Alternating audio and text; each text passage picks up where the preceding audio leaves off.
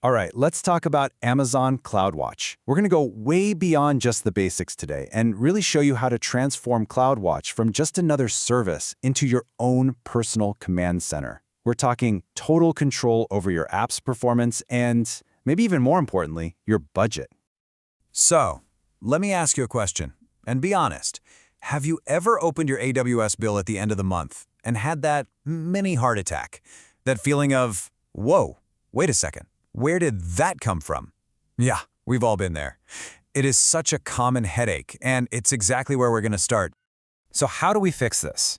The answer is right here, CloudWatch. The best way to think about it is like a set of eyes on everything, and I mean everything, happening inside your AWS account. It's not just for costs. It's for performance, it's for health. It gives you the visibility you need to be proactive instead of just reacting to fires after they've already started. Okay, so for our first scenario, we are tackling that big one head-on. How to tame that surprise AWS bill. We're going to walk through step-by-step how to use CloudWatch to keep an eye on your estimated charges so you always know where you stand financially.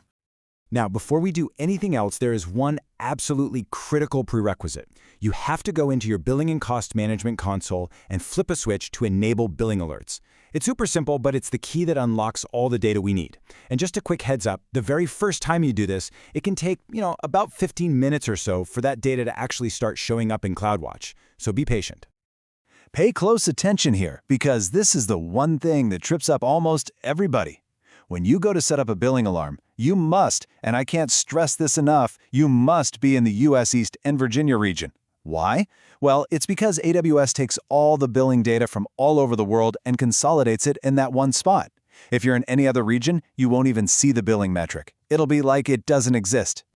Okay, so once you're in the right region, creating the alarm is actually a super straightforward 4-step process. First, you pick the metric you want to track, in this case, your total estimated charge. Second, you decide on a spending threshold that makes sense for you, maybe $200. Third, you tell it how you want to be notified. And finally, you just give it a name, click Create, and you're good to go. So let's just break down the most important settings here. The metric, of course, is estimated charges. For the statistic, you're going to choose maximum. This just tells CloudWatch to look for the highest charge recorded during whatever period you set. A 6-hour period is a really great place to start. It checks often enough to catch problems early, but not so often that it's annoying. And then, of course, you set your threshold. That's really all there is to it. So how do you actually get the alert? Well, the alarm hooks into something called Amazon's Simple Notification Service, or SNS. You can set it up to ping you with an email the second, literally the second, your spending goes over the limit you set. And just like that, no more nasty end-of-month surprises. You get the alert, you can investigate right away, and you stay in complete control. Fantastic. So we've got a handle on our costs now. But what about the health of our actual application? Well, for our second scenario, we're going to apply that exact same principle of visibility to monitoring performance. We're going to go from flying blind to seeing every little detail with perfect clarity. To pull this off, we need to get familiar with a really key concept, the custom metric. This is just any piece of data that you decide is important for your application.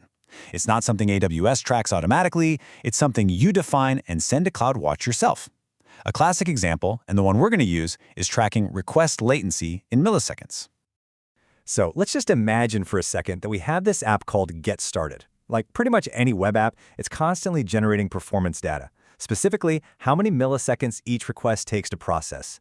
And we want to get that raw data into CloudWatch so we can finally see what's really going on under the hood.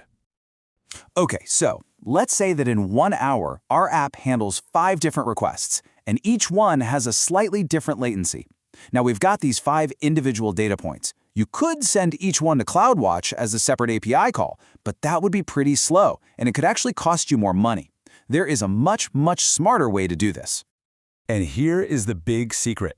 CloudWatch lets you bundle your data together before you send it. So instead of making 5 separate calls for those 5 data points, we can package them all up into a single efficient little bundle called a statistics set. So here's what that looks like.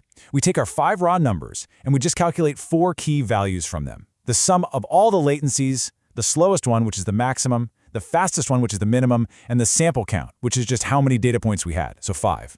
This one little package gives CloudWatch a complete statistical picture of that hour's performance. So we've defined our metric, we've collected the data, and we've bundled it up into this neat little statistics set. Now for the really cool part. We can push all of this incredibly valuable information into CloudWatch with just a single command. And this is it. This is the AWS command line, or CLI, command that does all the heavy lifting. We just tell it our metric name, request latency, and give it a namespace, get started, to keep things organized. And then right there in the middle, we pass in that entire statistics set we just calculated. You hit enter and boom, your application's performance data is officially in CloudWatch. Okay, that's pretty neat, but so what? What's the actual payoff for doing all this? Why go through the trouble? What's in it for you? This is the payoff. All of that raw data gets transformed into real, actionable insight. You can go straight into the AWS console and see these beautiful graphs of your request latency over time. You can spot trends, you can catch problems before they become serious, and just like with our billing alarm, you can create new alarms that will notify you if your latency ever gets too high. You now have total visibility. So let's wrap this all up by looking at the new superpowers you've basically just unlocked. By understanding just these two scenarios, you've gained a whole new level of command over your AWS environment. So, here are the big takeaways. First, you now know how to get your costs under control. You can set up those billing alarms and never get surprised again.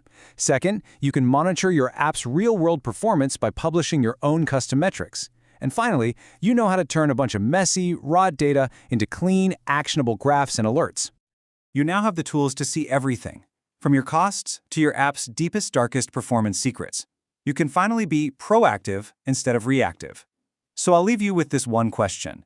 Now that you can see everything, what will you monitor next?